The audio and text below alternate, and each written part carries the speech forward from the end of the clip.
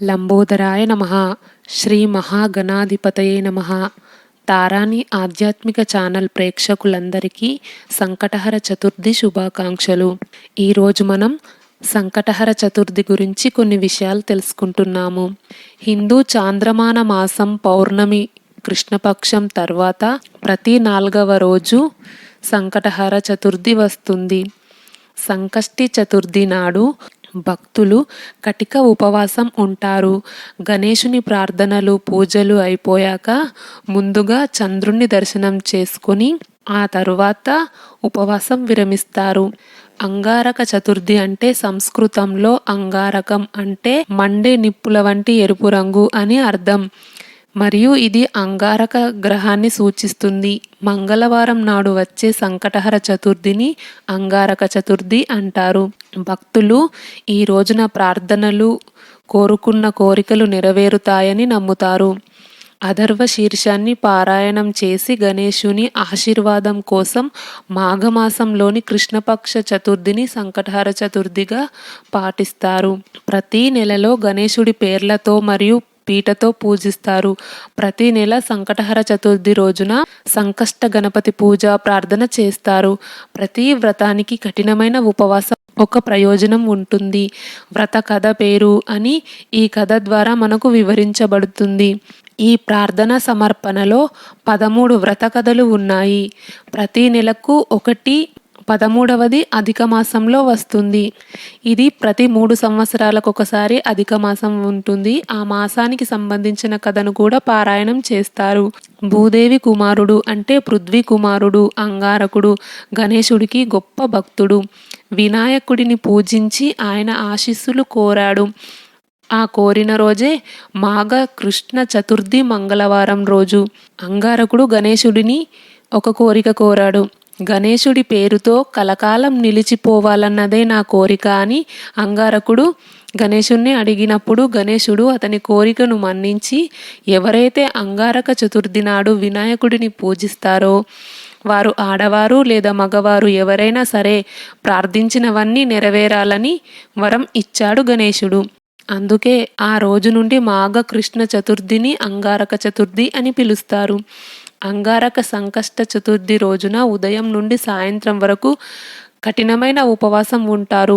గణేశుని భక్తులు గణేశునికి పూజించిన తర్వాత చంద్ర దర్శనాన్ని శుభకరమైన దర్శనం అని ఆ తర్వాత రాత్రిపూట ఉపవాసాన్ని విరమిస్తారు. ముందుగా ప్రార్థనలు మరియు వినాయకుడికి పూజ చేస్తారు. అంగారక చతుర్థి అంటే సంస్కృతంలో అంగారకము ఎర్రగా ఉండే నిప్పుల వంటి ఎరుపు రంగు అని. ఈ పవిత్రమైన రోజున ప్రార్థనలు చేస్తే కోరికలు నెరవేరుతాయని భక్తులు నమ్ముతారు.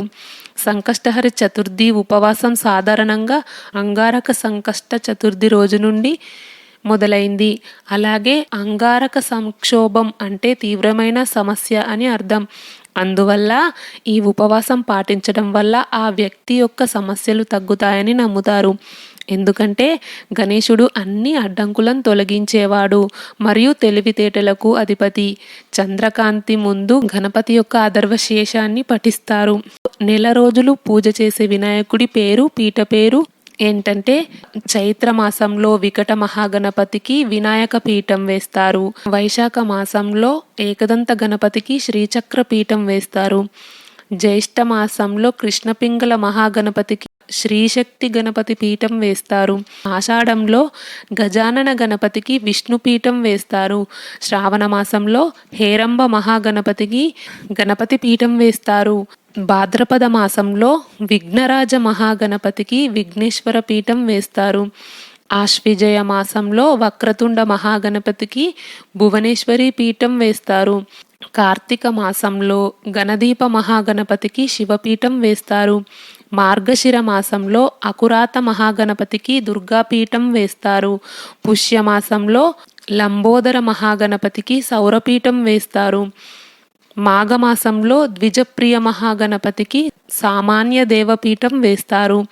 ఫాల్గుణ మాసంలో బాలచంద్ర మహాగణపతికి ఆగమపీఠం వేస్తారు. 3 సంవత్సరాలకు ఒకసారి వచ్చే అధిక మాసంలో కూడా విభువన పాలక మహాగణపతికి దూరబిల్వ పత్ర పీఠం వేస్తారు.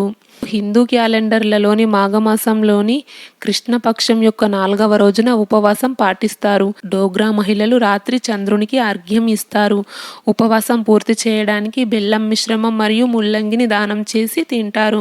ఈ సంకష్టహర చతుర్థిని రాజపుత్రులు జరుపుకునే ప్రధాన ఆచారాలలో ఒకటి. అంగారక సంకష్టి చతుర్థి అంటే మంగళవారం నాడు వచ్చే సంకష్టహర చతుర్థిని అంగారక సంకష్టహర చతుర్థి అంటారు.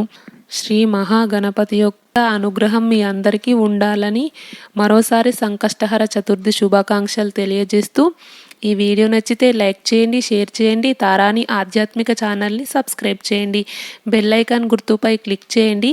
ఇంతవరకు ఈ వీడియో చూసినందుకు మీ అందరికీ ధన్యవాదాలు. లోకా సమస్త సుఖినో భవంతు. కృష్ణార్పణం.